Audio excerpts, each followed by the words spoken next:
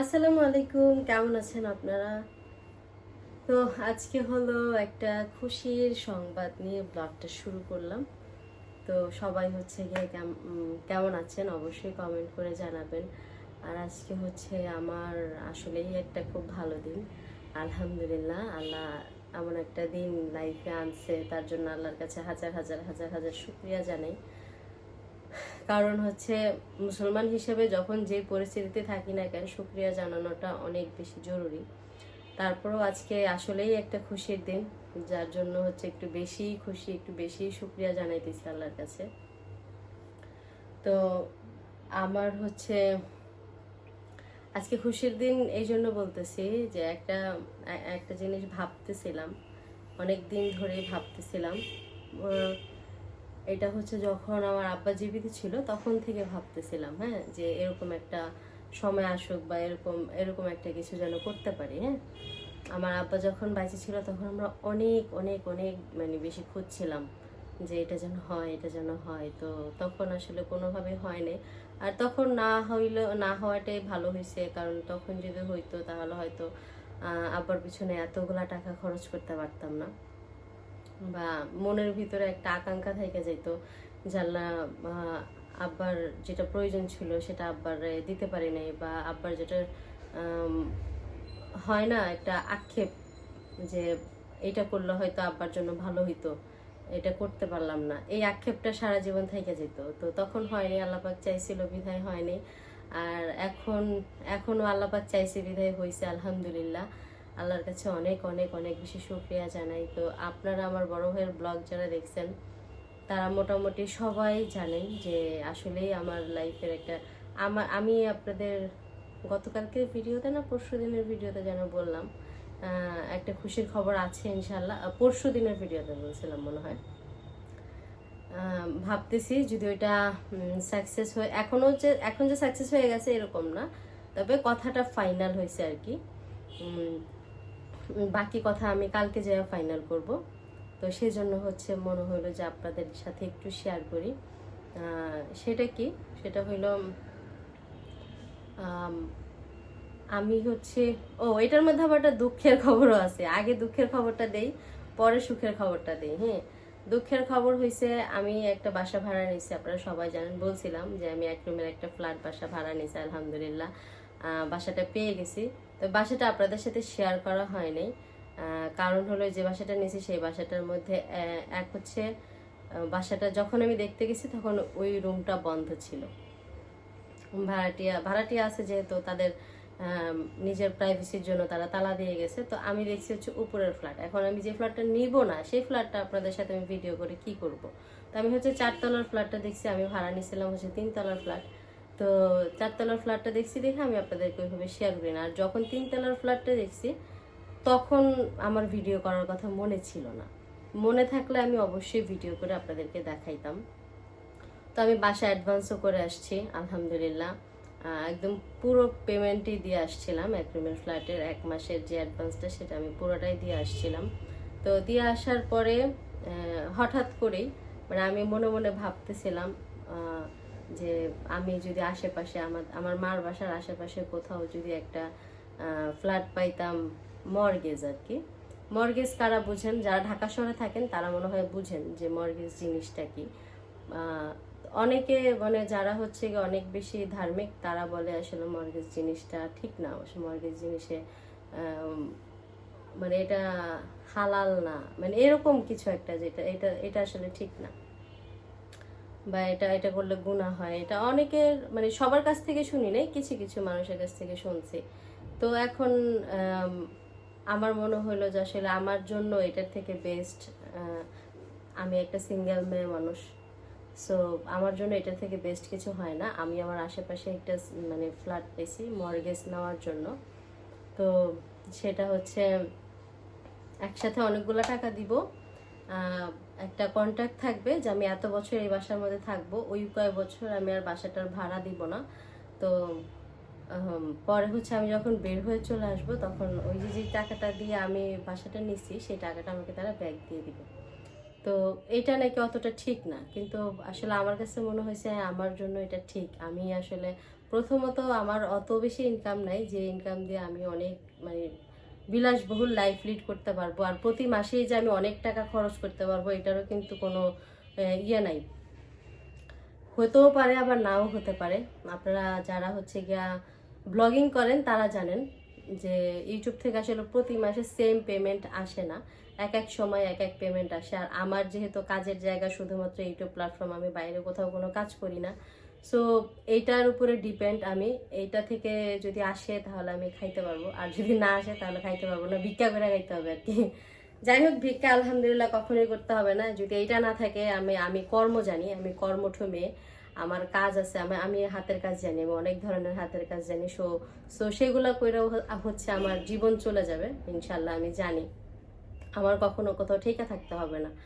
তো আর এই এই কাজগুলা শেখার পরে আমার মারে হচ্ছে আমি বলছিলাম যে আমার এই জীবনে যত দুঃখ দুর্দশা আছে এটার জন্য একমাত্র তুমিই দায়ী। আচ্ছা কেন? আমার মা বলতেছে কেন, আমি কেমনে দায়ী হইলাম? আমি বলি যেই মেয়েরা বেশি কর্মঠ ওই মেয়েগো কপালে জীবনে সুখ শান্তি আসে না। হ্যাঁ, তা আমার জীবনে যত অশান্তি, তুমি আমার সব ধরনের কাজ শিখাইছো, এই জন্য আমার জীবনে এত অশান্তি। আমি আমার লাইফে আমি জানি না এমন কোনো কাজ নেই। আলহামদুলিল্লাহ, আল্লাহর কাছে শুকরিয়া জানাই। আমি শুধু একটা কাজই জানি না, সেটা হচ্ছে কুশি কাটার কাজ জানি না। কুশি কাটার মানুষ কত শখ করে হাতা বানায়, জামার গলা বানায়, তারপর হচ্ছে জামার মানে আমি অনেকে ট্রাই করছি যে দেখি পারি কিনা। আমার মা কিন্তু পারে, বাট আমি আজও পর্যন্ত পারি না, এটা আমার হয়নি। তো এটা মার বলার পর মা হচ্ছে মিটি মিটি হাসে যে আসলে আজকে কাজ শিখাইয়াও মাইয়ারে হচ্ছে মাইয়ার কাছে আমি দোষী, এইরকম। তো আমি হচ্ছে একটা মর্গেজ ফ্ল্যাট নিব, আমি প্ল্যানিং করছি, কথাবার্তা ফাইনাল হয়ে গেছে। 2 রুমের একটা ফ্ল্যাট, ছোট যদিও ফ্ল্যাটটা ছোট, অত বড় না, দুইজনের জন্য পারফেক্ট, আমার জন্য আমার মার জন্য একদম পারফেক্ট। আমার মা আর আমি দুজনে মিলে দেখে আসছি, ভাইরও জানাইছি, ভাইয়ের কাছে কিছু টাকা পয়সা চাইছি, এখন ভাইয়া দিবে কিনা যে সেটা জানি না, ওইটা ভাইয়ার ব্যাপার। তা এখন যেটা ঝামেলা হয়েছে, আমি যে ফ্ল্যাটটা মর্গেজ নিব ভাবছি সেই ফ্ল্যাটও আমার 1 তারিখে উঠতে হবে, আবার যে ফ্ল্যাটটা আমি ভাড়া নিছি সেই ফ্ল্যাটও আমার 1 তারিখে উঠতে হবে। এখন আমি যে তাকে 1 মাসের ভাড়া অ্যাডভান্স দিয়ে আসছি সেটা তো আমার একদম গেছে। কারণ হচ্ছে আমি এখন তার ওই বাসায় উঠতে পারবো না। আর মর্গেজের বাসাগুলো এইরকম যে আপনি যদি না থাকেন, মানে যে মর্গেজটা নেয় সে যদি না থাকে, যদি ভাড়া দেয় অন্য কেউ থাকবে, তাহলে না মানে ওই পরিমাণ হচ্ছে গিয়া ওই সুযোগ সুবিধা থাকে না, বা একটা সময় পরে বাড়িওয়ালারা বিট্রে করার চান্সেস থাকে।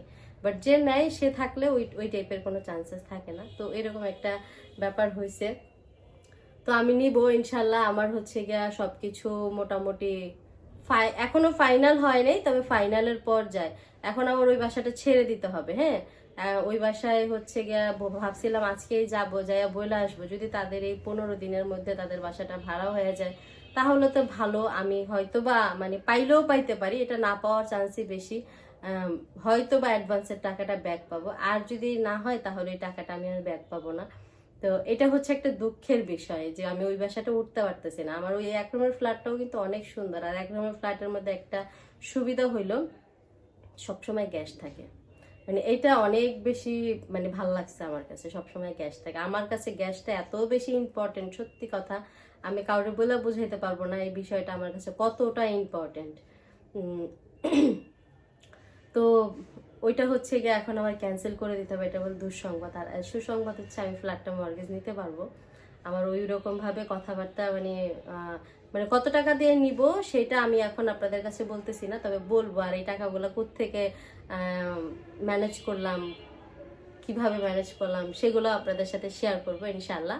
তবে আজকে শুধু এই খবরটা দিলাম যে ওটা নেওয়ার কথা ফাইনাল হয়ে গেছে। একটা কথা বাকি আছে যেটার জন্য হচ্ছে আমার একটু কনফিউশন আছে, সেটা আমি আগামীকালকে ইনশাল্লাহ ক্লিয়ার করে ফেলবো। তারপরে আমি আপনাদেরকে বলে দিব যে আমি যে ফ্ল্যাটটা মর্গেজ নিতে চাচ্ছি সেটা আমি নিতে পারবো কি না। হ্যাঁ, তো যদি নেওয়া হয়ে যায় ইনশাল্লাহ তাহলে তো দেখতেই পারবেন আসলে নেওয়া হয়ে গেলে অনেক বড় একটা হ্যাসেলের হাত থেকে বেঁচে যাবো, আর অনেক বড় একটা খুশির খবর এটা আমার জন্য।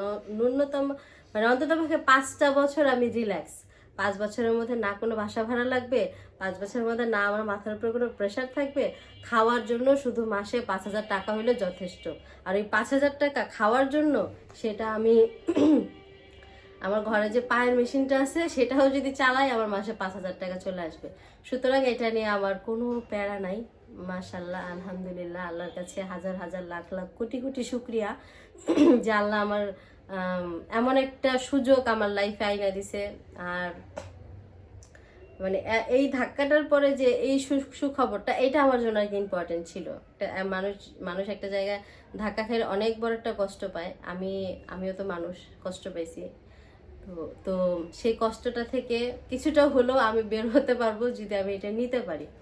তো ইনশাল্লাহ অনেক অনেক চেষ্টা করতেছি, বাকিটা তো উপরওয়ালার হাতে। আল্লাহ পাক যদি সহায় হয় তাহলে নিতে পারবো, আর যদি আল্লাহ পাক সহায় না হয় তাহলে তো আসলে কিছু করার নাই।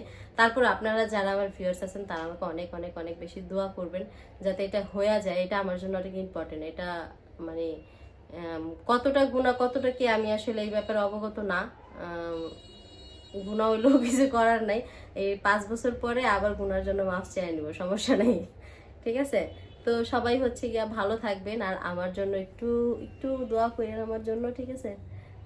যাতে করে এটা হয়ে যায়। এটা হয়ে গেলে আসলে অনেক সুবিধা আমার, মানে ঢাকা শহরে যারা মিডল ক্লাস ফ্যামিলি আমার মতন যারা নিম্ন মধ্যবিত্ত ফ্যামিলি যাদের আমার মতন, তাদের জন্য আসলে এটা অনেক ইম্পর্টেন্ট। কে কিভাবে নিচ্ছেন আমি জানি না, বেশিরভাগ মানুষই ভালোভাবে নিবে না, এটাও আমি জানি। আবার যারা ভালোভাবে নেয় তারা তো নেয়, তাদের কথা বলে তো লাভ নেই, তারা তো আসলেই অনেক বেশি ভালোবাসে। তবে হ্যাঁ, এই ইউটিউবে যতদিন ধরে কাজ করি যতগুলা মানুষ ঘৃণা করে তার থেকে অনেক বেশি মানুষ ভালোবাসে। অনেক মানুষের ভালোবাসা পাইছি, অনেকভাবে পাইছি, অনেক জায়গা থেকে পাইছি, অনেকভাবে দিছে। তো তাদের কাছে অনেক অনেক অনেক বেশি কৃতজ্ঞ। আর ইউটিউবে না আসলে জানতাম না যে আসলে এত মানুষের ভালোবাসা পাওয়া যায়। হ্যাঁ, মানুষ যে বকা দেয় না, অবশ্যই বকা দেয়, হয়তো হাতে গোনা কয়েকজন মানুষ, সবাই যে বকা দেয় এরকম না, কিন্তু হাতে গোনা কয়েকজন মানুষ বকে, আর তাদের জন্য অনেক বেশি শুভ কামনা। আল্লাহ আপনাদের আরো বেশি হেদায়েত দান করুক, আরো বেশি বকা দিতে পারেন এই হেদায়েত গুলো আল্লাহ পাক দান করুক, সমস্যা নাই। আর যারা ভালোবাসেন তাদের কাছে আমি একদম আন্তরিকভাবে কি কাইডারে অনেক অনেক ধন্যবাদ, আপনাদের অনেক আন্তরিকভাবে ধন্যবাদ জানাইতেছি একদম অন্তরের অন্তরস্থল থেকে, যে আপনারা এতটা ভালোবাসা যদি না দিতেন আজকে আমি শারমিন হয়তো এখানে থাকতাম না। আজকে আমার এই 50,000 সাবস্ক্রাইবার, এটা শুধুমাত্র আপনারা ভালোবাসছেন বিদায় হয়েছে, আদারওয়াইজ হইতো না। হ্যাঁ, এটার মধ্যে অনেকের আছে, কি বলে, অনেকের, আমার মাথার উপর অনেকের হাত আছে, ঠিক আছে? আমার মাথার উপর অনেকের হাত আছে যার জন্য এটা সম্ভব হয়েছে। আবার আপনাদেরও অনেক ভালোবাসা আছে, অনেক ভালোবাসেন আপনারা, অনেক ভালোবাসছেন, এখনো বাসতেছেন, আর আমি জানি ভবিষ্যতে আপনারা আমাকে ভালোবাসবেন। যারা আমার জন্য দোয়া করেন তাদেরকেও অনেক অনেক ধন্যবাদ। আর আমিও যখনই নামাজ পড়ি তখন পুরো জাহানের জন্য দোয়া করি। আর যারা বলেন আমি নামাজ পড়ি না, এই করি না, আসলে নামাজ তো আসলে দেখাই পড়ার জিনিস না। মানে আমি সকালে 12টা বাজে ঘুম থেকে উঠি তার মানে আমি নামাজ পড়ি না, এই ব্যাপারটা একদম মানে আজগুবি কথাবার্তা। হ্যাঁ, এই বিষয়টা থেকে সবাই একটু বাইর হয়ে চিন্তা করবেন। মানে একজন মানুষ 12টা পর্যন্ত ঘুমায় তার মানে সে নামাজ পড়ে না, এই ব্যাপারটা একদম অন্যরকম।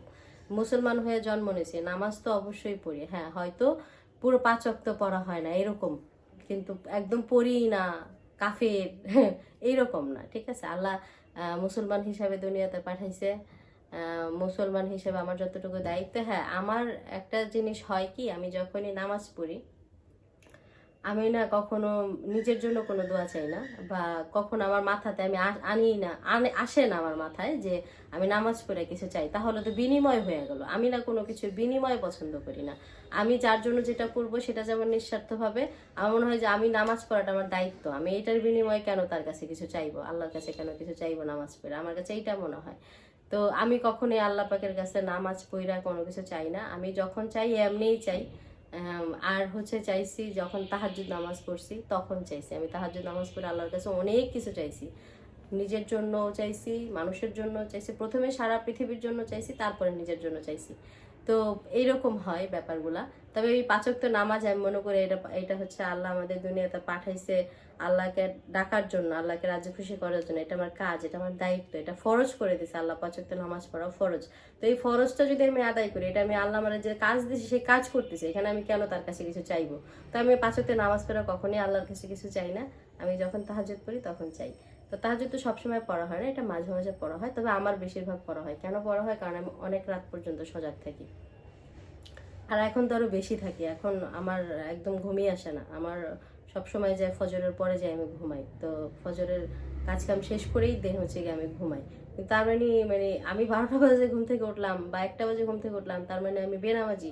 এই আসলে এই কথা, এই ধারণাগুলো সবার ভুল। এই ধারণাগুলো থেকে সবাই বাইর হয়ে আসেন, হ্যাঁ। তো সবাই ভালো থাকবেন। গুড নিউজটা দেওয়া হয়ে গেল, গুড নিউজটা দিলাম। সবাই আমার জন্য দোয়া করবেন অনেক অনেক বেশি। আমি অনেক আসলেই অনেক অনেক খুশি, আসলেই খুশি। তো আপনারাও আমার খুশি থাকেন। আর আমার জন্য দোয়া করবেন, আমাদের ফ্যামিলির সবার জন্য দোয়া করুন। বাসার কেউ এখন বাসায় নেই, সবাই বাইরে গেছে। আর মা তো এখনো আসেই নেই। শারাফাত শরীফা পড়তে গেছে, এই জন্য আমি একা একদম নিরিবিলি কথা বলতেছি, কোনো চিল্লাপাল্লা নাই। আর আপনারা হচ্ছে নিরিবিলি ব্লগ পছন্দ করেন, আর সেই ব্লগ পাবেন আপনারা ফেব্রুয়ারি মাসের পর থেকে ইনশাল্লাহ। সে ফেব্রুয়ারি মাসের পরে আমার ফ্ল্যাটে আমি আর আমার মা ছাড়া তো কেউ থাকবে না। তো শারাফাত শরীফারা হয়তো ঘুরতে আসবে, বেড়াইতে আসবে, দেখতে আসবে, বাট ওরা তো পার্মানেন্ট থাকবে না। সেই ক্ষেত্রে একদম চিল থাকবো আমি, মানে একদম একা থাকবো। আপনারা নিরিবিলি ব্লগগুলো পাবেন। আমার রেগুলার লাইফের যে ব্লগগুলো সেগুলো আমি আপনাদের সাথে শেয়ার করব।